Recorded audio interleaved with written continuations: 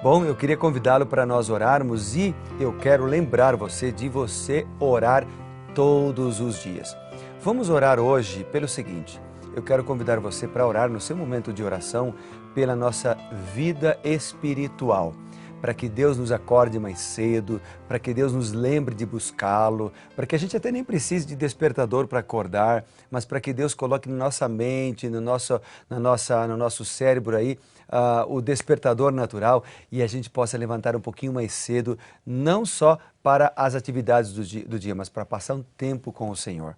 Podemos fazer isso? Vamos orar por esse assunto? Bem, então eu quero começar agora, orando com você, antes de ler a Bíblia. Senhor Deus e Pai, nós já passamos tempo em oração, conversando juntos em particular, mas agora eu quero orar pedindo a sua sabedoria para, junto com os amigos da Novo Tempo e da internet, nós orarmos e lermos a Tua Palavra. Dá-nos essa sabedoria em nome de Jesus. Amém.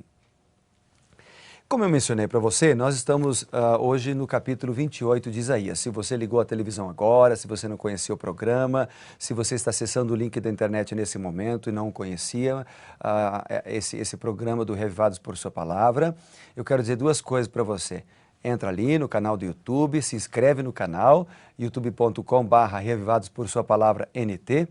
E também quero lhe explicar que nós aqui lemos um capítulo da Bíblia todos os dias. Agora a gente está lendo o profeta Isaías e cada dia um capítulo de Isaías. Hoje nós estamos em Isaías 28. Isaías 28, ele fala, é surpreendente o capítulo, porque aqui ele faz uma mescla de advertências mesclada ou que se alternam com promessas, né? Promessas de salvação. E é interessante que no rodapé dessa Bíblia que eu estou usando aqui, ele menciona algumas coisas interessantes. E a gente pode ver também, ao ler o capítulo 28, isso em destaque. O que ele apresenta é que aqui aparecem nomes de Deus, vários nomes de Deus. Os mais poderosos e maravilhosos nomes de Deus são mencionados aqui em Isaías capítulo 28. É interessante que esses nomes de Deus, eles são também atributos, características que caracterizam o que Deus é, o que Deus pode fazer. Jesus também fez isso quando esteve na terra. Ele disse: eu sou a luz do mundo, eu sou a porta, eu sou o caminho, ele é o leão da tribo de Judá. Cada um desses nomes, né, eles identificam uma função, uma atividade, né, uma parte do caráter, ou aquilo que Deus pode fazer por nós. Como o Espírito Santo, que também é identificado como a pomba, como o fogo, né? Então, nós podemos ver características de Deus nesses nomes que estão aqui mencionados. Então, olha só, quais são esses nomes que aparecem no capítulo 28? Aparece aqui, por exemplo, Deus é identificado aqui como o Salvador, está lá no versículo 2. Ele é identificado também como coroa de glória e formoso diadema para o seu povo, está lá no verso 5. Ele também é identificado como pedra angular, no versículo 16, também como professor, lá no verso 26. Ele também é identificado como Senhor dos Exércitos, ou maravilhoso conselheiro, ou grande em sabedoria. Lá no versículo 29 aparece também esses nomes, estas designações. Por isso, nós podemos ver aqui os atributos maravilhosos de um Deus que pode guiar, transformar, ensinar, né? Nos proteger e nos dar a vitória. Outros detalhes que eu destaquei, anotei aqui no papel sobre o capítulo 28 de Isaías. Por exemplo, eu destaquei o versículo 5. O verso 5 ele diz assim: o Senhor dos Exércitos, naquele dia, o Senhor dos Exércitos será a coroa da glória e o formoso diadema para o restante do seu povo. O que o versículo 5 está apresentando aqui de maneira especial é o juízo, né, que haverá certamente no final, e ao mesmo tempo, quando ele diz aqui a coroa da glória, está fazendo uma referência aqui à esperança, não é, para o povo de Deus, esperança para aqueles que confiam nele. Outro verso que eu destaquei no capítulo 28 é o verso 6, que fala de segurança. Veja, diz assim: Deus será o Espírito de justiça para os que o que se assenta a julgar e fortaleza para os que fazem recuar o assalto contra as portas. Está falando aqui então de fortaleza, está falando de justiça, ou seja, Deus é juiz, Deus é justo, Deus é a segurança para o seu povo, né? Ele concede discernimento para você e para mim identificarmos e aprendermos sobre a palavra de Deus. Outro verso, meu amigo, que me chamou a atenção bastante no capítulo 28, verso 9, que diz assim: a quem, pois, ensinaria o conhecimento? Aparecem algumas perguntas no verso 9, e essa é uma que eu marquei aqui. Por quê? Porque Deus nos ensina o conhecimento, não é? Deus nos dá sabedoria para que a gente possa, primeiro, aprender da palavra de Deus, nos afastar do mal e aprender mais sobre o final dos tempos, ou os tempos em que nós estamos vivendo.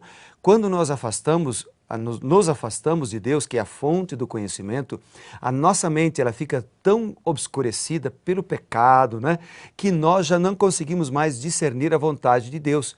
Mas quando nós nos aproximamos do Senhor, Ele abre a nossa mente para que nós possamos entender. Outro verso que destaquei no capítulo 28, também o verso 10 e o verso 13, que mencionam assim, ó. É um verso bem conhecido, que diz assim: porque é preceito sobre preceito, preceito e mais preceito, regra sobre regra, regra e mais regra, um pouco aqui, um pouco ali. E depois o verso 11 ele diz: pelo que por lábios gaguejantes e por língua estrangeira falará o Senhor a este povo. O que esses versículos estão falando, primeiro, quando ele fala um pouco aqui, um pouco ali, me falam duas coisas. Primeiro, a instrução deveria ser dada de tal maneira que até crianças pudessem entender. Em segundo lugar, o que esses versos estão apresentando é de que a Bíblia se explica a ela mesma. Então, quando eu quero conhecer mais a respeito de um tema nas Sagradas Escrituras, por exemplo, eu quero saber o que a Bíblia fala sobre paz. Eu posso então ler um pouco aqui e um pouco ali. Ou seja, o que Isaías fala sobre paz, o que Jeremias fala sobre paz, o que Mateus fala sobre paz, o que João fala sobre paz, o que Romanos fala sobre paz, etc. Então, assim, lendo em diversos versículos da Bíblia sobre o mesmo assunto, eu vou ter uma visão completa e aprender tudo o que a Bíblia fala sobre aquele assunto, nesse exemplo sobre paz. É interessante lembrar que um texto fora do contexto, ele gera um pretexto. É por isso que é importante comparar vários textos da Bíblia que falam sobre determinado assunto, para que a gente tenha uma visão completa e aprenda tudo sobre a revelação de Deus.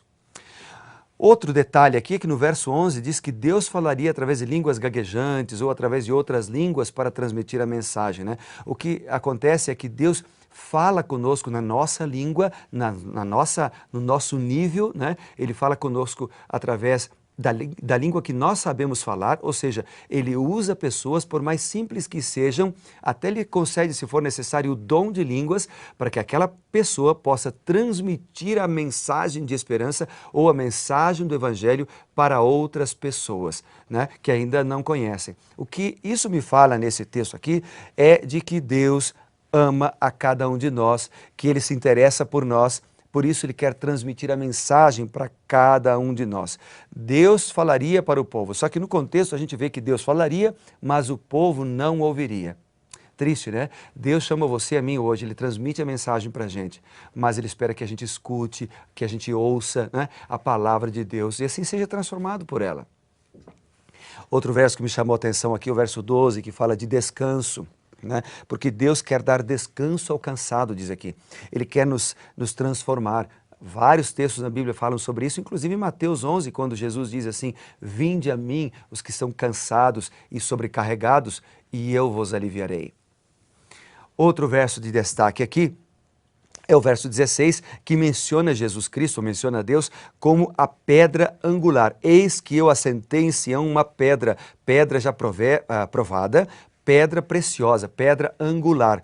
Então, o que o texto está apresentando é que Deus é a nossa base segura, não é? Jesus falou sobre isso, por exemplo, lá em Mateus, capítulo 7, do verso 24 até o 27, ele diz o seguinte: se eu quero estar firme na fé, eu tenho que edificar a minha casa sobre a rocha verdadeira. E a rocha é a palavra de Deus. Quando nós estudamos a Bíblia, quando nós lemos um pouco aqui, um pouco ali, toda a Bíblia sobre determinado assunto, quando nós paramos para ouvir a voz de Deus revelada neste livro, nós estamos construindo sobre uma base segura que é Deus.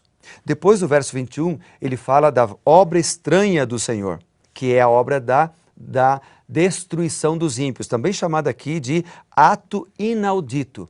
Por que obra estranha? Porque a obra de Deus é a obra de salvar. A natureza de Deus é misericórdia, a natureza de Deus é salvação, a natureza de Deus é buscar e salvar o que se havia perdido. Mas ele vai precisar destruir o mal, destruir os ímpios, destruir os pecadores. E por isso a Bíblia chama isso de obra inaudita, obra estranha de Deus. Deus é misericordioso, como diz lá em Êxodo 34, 6 e 7, capítulo 18, versos 23 e 32 e outros textos. Mas um dia o mal precisará ser destruído. E para terminar, o capítulo 28 faz um apelo. No verso 23 ele diz: inclinai os ouvidos, atendei, ouvi. Deus chama você e a mim para que nós escutemos a voz de Deus. No verso 26, então ele diz o seguinte, que Deus instrui, ele ensina devidamente. E no versículo 29 ele diz o seguinte, que ele é maravilhoso em conselho e grande em sabedoria. Então o verso 23 faz um apelo: incline os ouvidos, porque Deus ensina e ele é sábio. Ele diz: atendei, ouçam o que eu estou falando. Por quê? Porque Deus ensina e ele é grande em sabedoria. Ou seja, Deus está chamando você e a mim hoje para nós atendermos a sua voz, escutarmos a palavra de Deus e a praticarmos. Eu pergunto, você gostaria de colocar em prática e ouvir a voz de Deus? Eu quero. Então eu vou orar por isso por você agora. Pode ser? Vamos orar juntos? Vamos lá. Senhor Deus e Pai, obrigado, Deus, porque temos a oportunidade de ouvir a palavra de Deus, a voz do Senhor e escutar o que o Senhor tem para falar para nós todos os dias. Abençoa-nos, ó Deus, com Tua sabedoria, com Teu conhecimento e nos ajuda a cada momento a sermos fiéis, a andarmos em Teus caminhos e a sermos homens e mulheres consagrados ao Senhor. Em nome de Jesus, amém.